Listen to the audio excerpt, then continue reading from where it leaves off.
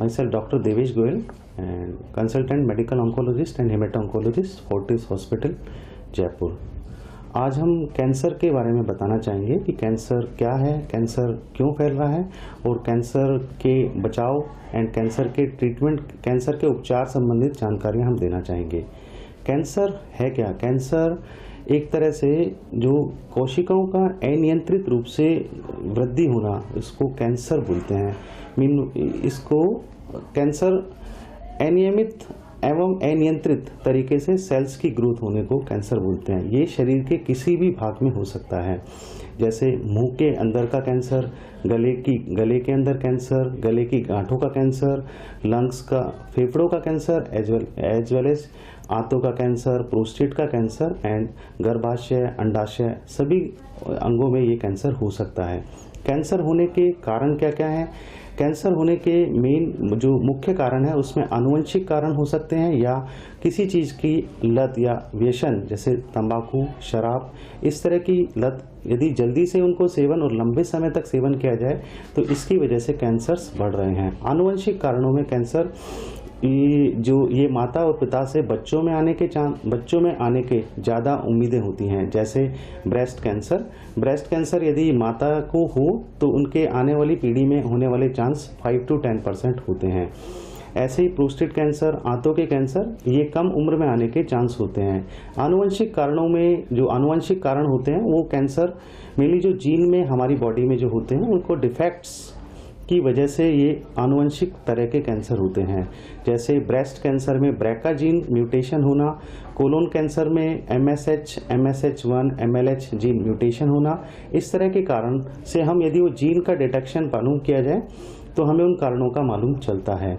इसी तरह से यदि व्यसन जैसे शराब हो या तंबाकू हो, तंबाकू के सेवन से मुंह का कैंसर, जीभ का कैंसर, गले का कैंसर, लंग्स कैंसर और गाल ब्लैडर, पैनक्रियास, सभी तंबाकू के सेवन से होते हैं। और तंबाकू का सेवन नित्य प्रतिदिन यदि गुटखे के रूप में या बीड़ी के रूप में या जर्दा के रूप में यदि किया जाए तो इसका हानिकारक होता है। शराब के सेवन से भी हमें कैंसर्स आजकल बढ़ रहे हैं। शराब से लीवर का कैंसर होने का सबसे ज़्यादा खतरा होता है और रेक्टम, गुदा का और आंतों का कैंसर होने का खतरा होता है। इसी वजह से कई बार अभी कैंसर के कारणों में जो रेडिएशंस जो होते हैं, रेडिएशंस की वजह से भी कैंसर्स हो रहे हैं। जैसे जो जापान में जब हिरोशिमा नागासाकी में बम फूटे थे तो वहाँ पे भी आज ब्लड कैंसर अभी भी देखने को हमें मिलता है। इसी तरह से आज अभी हमारे इर्द गिर्द रेडिएशंस के एक्सपोजर बहुत ज़्यादा तेज़ी से बढ़ रहे हैं, तो उनके भी प्रभाव हमें इन फ्यूचर देखने को मिलेंगे। एज वेल एज अभी अपने जो खाने के अंदर जो सब्जियां, फार्मिंग में पेस्टिसाइड्स वगैरह के जो यूज हो रहे हैं उसकी वजह से भी कैंसर ज़्यादा बढ़ रहा है।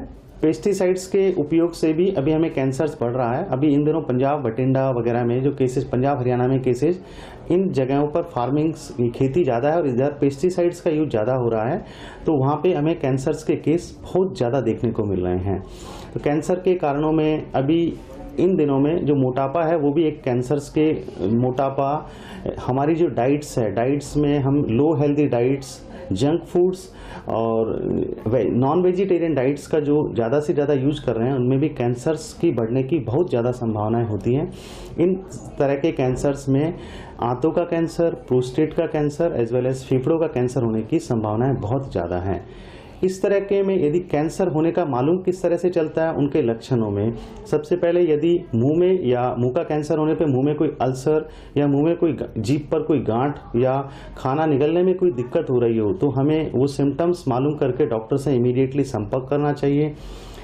यदि खाने की नली में रुकावट, पेट में ज़्यादा जलन या खाने या उल्टी हो रही हो या उल्टी के अंदर ब्लड की संभावना हो या मल में रक्त का आना और ज़्यादा खांसी होना, ये एक कैंसर के लक्षण हैं जिनको हम टाइमली रहते हुए डॉक्टर से बता सकते हैं। और यदि ब्लड कैंसर का यदि हमें शक हो तो हमें तुरंत डॉक्टर से मिलना चाहिए। उस स्थिति में बुखार का ज़्यादा आना और उस स्थिति में प्लेटलेट्स व श्वेत रक्त कणिकाओं का कम होना, तो इमीडिएटली तुरंत हमें डॉक्टर से संपर्क करना चाहिए कि कुछ कैंसर्स के ये जो लक्षण है उनके बाद डॉक्टर्स हमें सलाह देते हैं जांच कराने के लिए।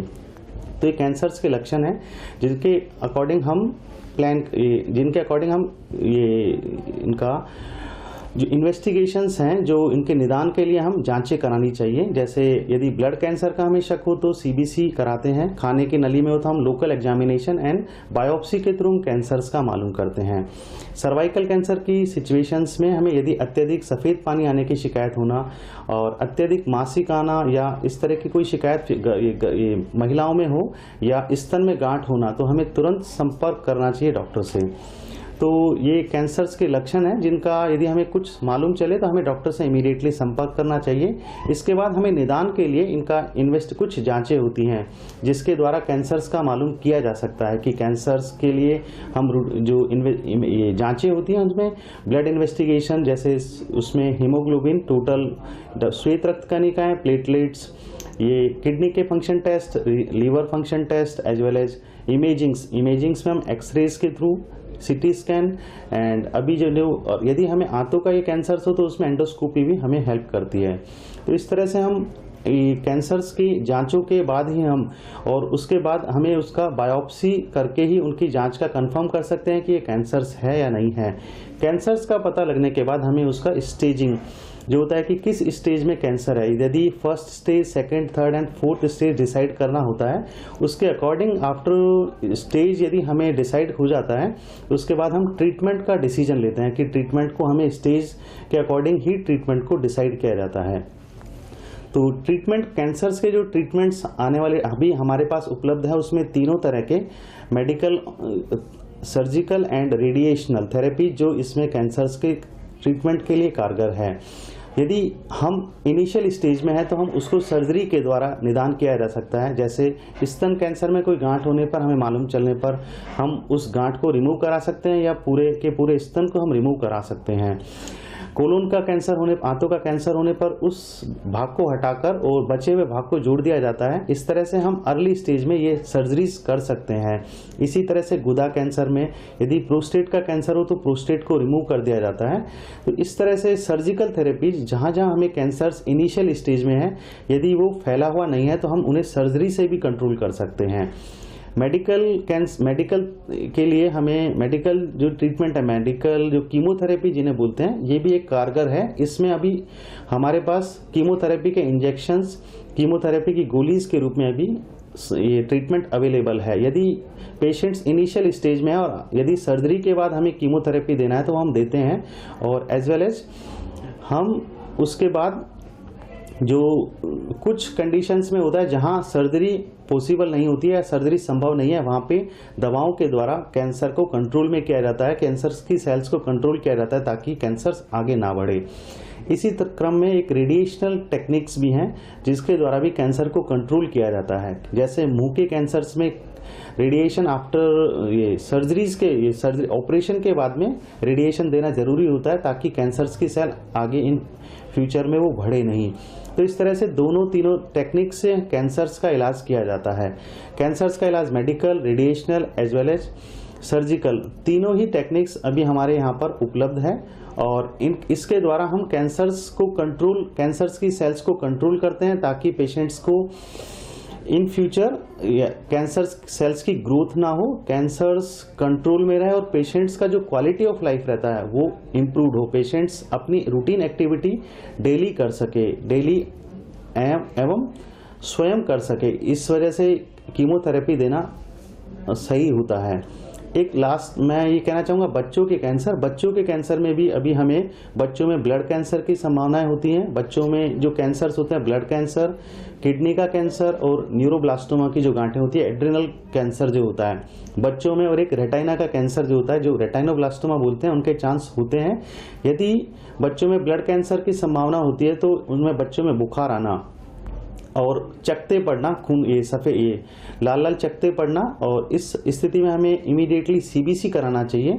और यदि किडनी की गांठ या गुर्दे की गांठ या एड्रिनल की गांठ हो तो बच्चे के पेट को हमें नहाते टाइम या बच्चे को रूटीन में देखना चाहिए कि कहीं सूजन तो नहीं है। तो इमीडिएटली उस सिचुएशन में हमें डॉक्टर से मिलके सोनोग्राफी या डॉक्टर साहब से मिलना चाहिए और सोनोग्राफी प्लान करना चाहिए। एंड उसके बाद इन तीनों ही सिचुएशंस में ब्लड कैंसर के लिए भी कीमोथेरेपी अवेलेबल है एंड बच्चों के कैंसर में इन दोनों में ही सर्जरी के बाद में कीमोथेरेपी के ऑप्शंस अवेलेबल हैं। कुछ और तरह के भी कैंसर्स जो बच्चों में होते हैं उनके लिए भी अभी इलाज पॉसिबल है। एंड इस जो पेशेंट जो मेटास्टेटिक स्टेज में है, कि जो अंतिम स्थिति जिसे 4th स्टेज बोलते हैं, उसके लिए भी अभी हारने वाली बात नहीं है, क्योंकि कैंसर में अभी हमारे पास ट्रीटमेंट्स बहुत ही उपलब्ध है और उसके लिए हमें इस स्थिति में पेशेंट्स का सर्जरी ना करके मेडिकल ऑन्कोलॉजी में जो कीमोथेरेपी होती है वो इस स्थिति में कारगर होती हैं। कीमोथेरेपी के रूप में हम पेशेंट्स की क्वालिटी ऑफ लाइफ को इम्प्रूव करने की कोशिश करते हैं, उनके सिम्टम्स ना बढ़े उसको इम्प्रूव करने की कोशिश करते हैं, और जो रूटीन जो उनका पेशेंट्स का जो लाइफ स्टाइल है वो हम इम्प्रूव करने की कोशिश करते हैं।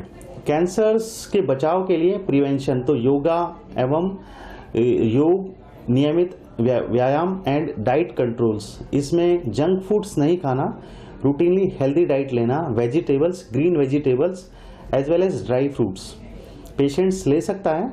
और पेशेंट्स को यदि कोई भी सिम्टम्स होने की स्थिति में, यदि स्तन में गांठ हो, हमें डॉक्टर से इमीडिएट संपर्क करना चाहिए। स्तन में गांठ, सफ़ेद पानी की शिकायत होना, रक्त में ये मल में ब्लड आना, एज वेल एज ये मुंह में कोई अल्सर होना या मुंह में छाले होना जो उनका नहीं भरना, इस स्थिति में हमें डॉक्टर से इमीडिएट संपर्क करना चाहिए। कैंसर में जो पेशेंट्स जिनके लिए surgery, medicine, chemotherapy and radiation therapy जिन पेशेंट्स को नहीं दी जा सकती, उन पेशेंट्स के लिए भी दर्द निवारक जो पैलिएटिव ट्रीटमेंट बोलते हैं वो भी अभी उपलब्ध है। उसके द्वारा पेशेंट्स के दर्द को, जो इंजेक्शंस हैं, कुछ टेक्निक्स हैं जिनके द्वारा, गोलियां हैं, उनके द्वारा पेशेंट्स के और सिम्टोमेटिक जो ट्रीटमेंट है वो हम अवेलेबल कराते हैं, जिसके द्वारा पेशेंट्स को पेन नहीं हो, दर्द रहित जो प्रशामक उपचार के लिए भी हम एडवाइस करते हैं, ताकि पेशेंट्स अपनी जो लाइफ, जो रिमेनिंग लाइफ है वो अच्छे से जी सके। लास्ट में मैं यही कहना चाहूँगा कि कैंसर लाइलाज नहीं है, कैंसर का इलाज संभव है।